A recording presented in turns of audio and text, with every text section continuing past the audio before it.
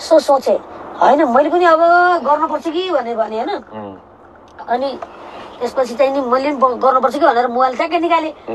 दिदीकै film हेरेर होइन दिदी कस्तो लाग्यो फिल्म भनेर म सोध्दै दिदीको फिल्म हेरेर चाहिँ होइन दिदी कस्तो लाग्यो फिल्म भनेको त अनि मलाई चिनेको नि हानेको त चिने नभएर मैले अनि अब सोह्र मान्छे सँगै बस्छ तिमी सँगै बस्दै दिए नि हानेको हो र म त थाहा छैन अनि के अरे उसमा टिभीभित्र को थियो थाहा थिएन हानेको नै को थियो को अरे हिरोनी खै भन्नु त हानेको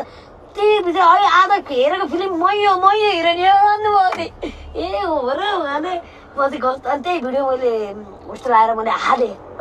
अनि टिकटक आइडी थिएन टिकटक आइडी पनि यहीँ काठमाडौँ आएर खोलेको प्लिज यार सबैजनाले मेरो टिकटक आइडी